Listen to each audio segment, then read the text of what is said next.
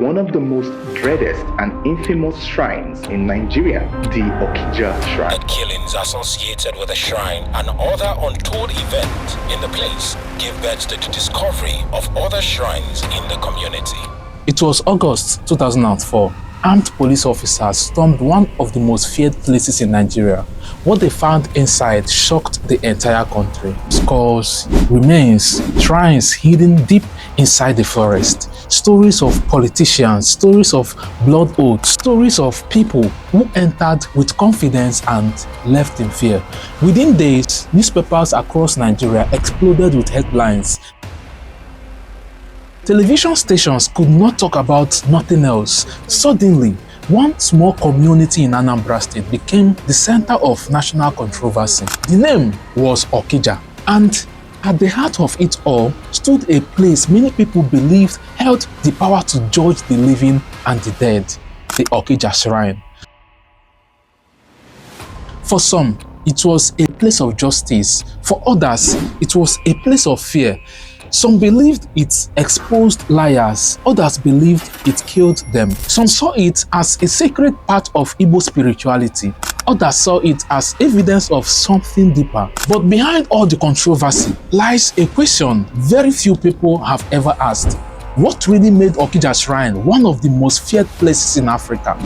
Was it the bodies, the politicians, the oaths, the supernatural stories, or is there something much deeper hidden beneath all of it? Because the deeper we dig into this story, the stranger it becomes. And by the end of this documentary, you may discover that the true origin of Okija Shrine has nothing to do with politicians, scandal, or police raids. Instead, it may have started with something far more powerful: the pain of one forgotten woman.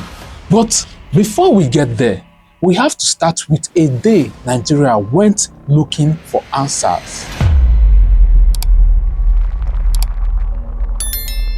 The year was 2004. Rumors about Okija Shrine has circulated for years. People whispered about mysterious deaths. They whispered about powerful men visiting secretly. They whispered about spiritual contracts that could not be broken.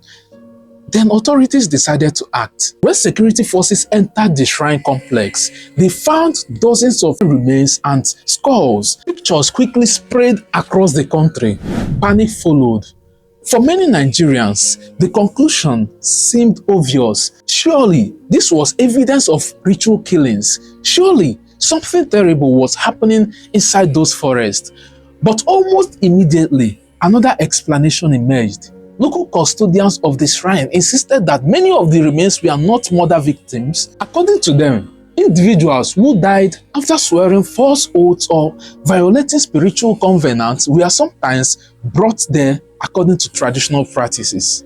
Two different stories, two completely different interpretations, and suddenly the question even became bigger. If this place was not merely a site of crime, then what exactly was it? To understand Okija Shrine, we must first understand something many outsiders miss. Long before colonial courts arrived, long before modern legal systems, African society had their own ways of settling disputes.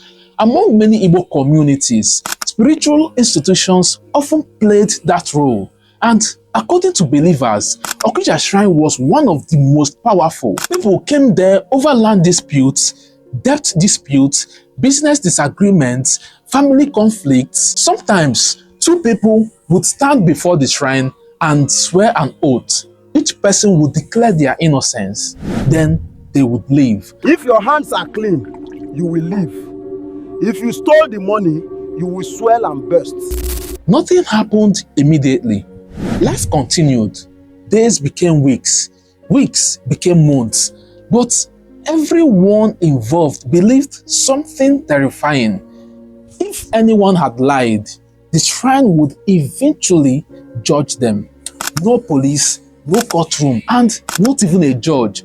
Only the fear of spiritual consequences. And surprisingly, that fear often worked.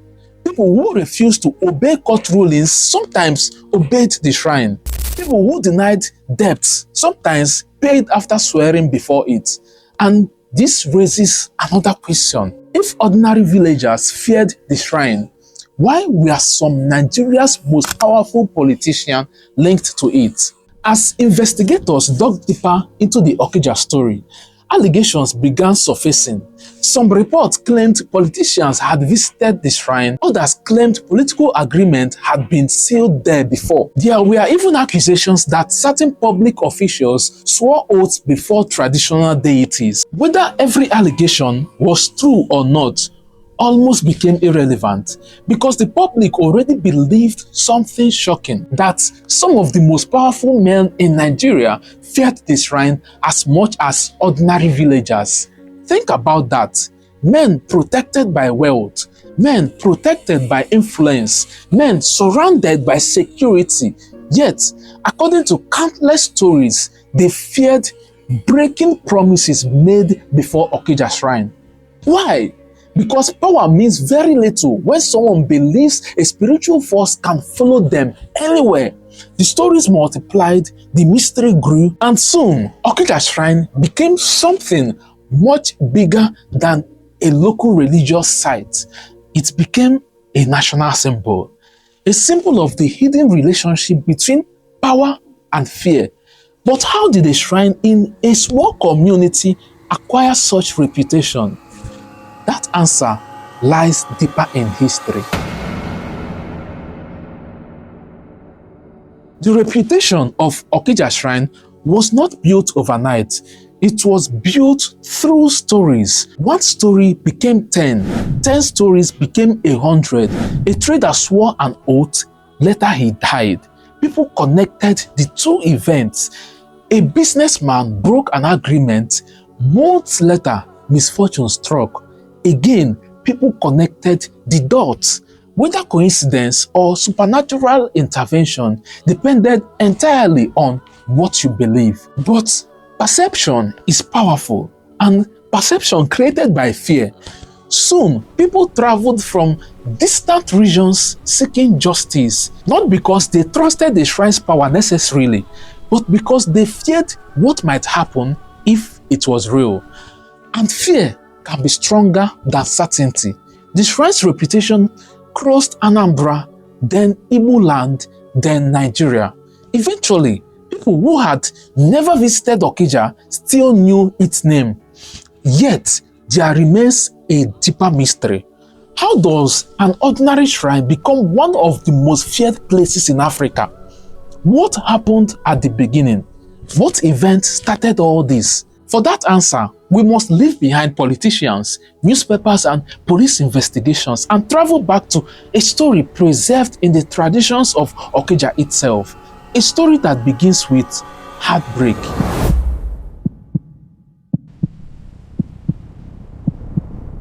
Long before the headlines, long before the controversy, long before politicians, there was a woman. Her name was Mgbeke. And according to the traditions of Okija, everything began with her. Mgbeke was married to a man named Ezeh. She was his first wife. In those days, being the first wife carried honor, respect, and status. But Mgbeke faced a problem that slowly destroyed her happiness. She could not have kids. Year after year, she waited. Nothing happened. Then her husband married another wife. Kids came, then another wife. More kids came. Soon, the compound was filled with laughter, filled with life, filled with kids. Everyone seemed blessed, everyone except Mgbeke. And in many traditional societies, childlessness carried a terrible stigma. People whispered, people judged, people mocked. Respect slowly disappeared. That was exactly what happened to her. Her co-wives talked down on her. Their kids disrespected her, and the emotional wound deepened every single year. But the worst was still coming. According to tradition, the kids of her co-wives sometimes destroyed crops she planted. Imagine spending months farming, working under the scorching sun, only to return and find all your efforts ruined. When she complained, Nobody listened. Instead, she was mocked, insulted, humiliated again and again for years, until one day she could bear no more. She left alone, heartbroken, and went to a tree called Apple Tree. There, according to the story, years of pain finally exploded.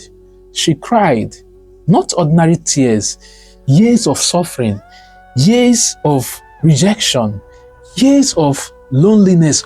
Everything poured out, and then she made a declaration.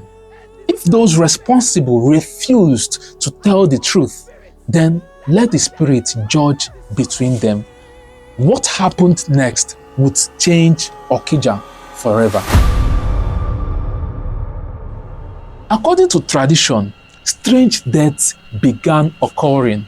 Fear spread through the community. The same people who mocked her became silent, and then Mgbeke herself died. Most people assumed the story was over. No, it wasn't. According to the tradition of Okija, it was only the beginning. Years passed, yet misfortune remained. The elders grew worried. Diviners were consulted. Afa was cast. Spiritual inquiries were made. Eventually, an answer emerged. The source of the unrest was said to be Mgbeke herself. The woman whose suffering nobody had taken seriously. The woman everyone had forgotten or thought they had forgotten. The community sought a solution. That was when a mysterious figure named Ezeh entered the picture. Some traditions even claimed he descended from the sky. After consultations, sacrifices and appeasements were performed. Finally, Mgbeke accepted peace. But she had one final request, a request that would change history. She asked never to be forgotten. Think about the sadness behind that request. She had no kids, no son, no daughter, nobody to carry her name, nobody to tell her story. She simply wanted to be remembered, and the community agreed. According to the traditions of Okija, that agreement gave birth to Ezeh Okija, the shrine connected to the apple tree, the shrine that preserved Mgbeke's memory, the shrine that would later become famous across Nigeria. Generations after generations, her story survived. People came seeking justice, seeking truth, seeking protection, seeking answers. Over time, the shrine's reputation grew, its influence expanded, its mysteries multiplied. Eventually came the politicians, then came the controversies, then came the police raid, then came the headlines. But beneath all these layers lies a story many people never hear. The story of a woman who suffered, a woman who cried, a woman who felt abandoned, and according to the traditions of Okija, a woman who refused to be forgotten. So the next time you hear about the Okija Shrine, the next time you hear stories about fear, power, oath, and controversy, remember this: before the politicians, before the scholars, before the newspapers, before Nigeria knew its name, there was simply Mgbeke standing beneath an apple tree, crying out for justice. And perhaps, according to the traditions of her people, the echoes of that cry are still being heard today. If you love this documentary and can't wait to have more videos like this, please like the video, drop a comment, and don't forget to subscribe to this channel.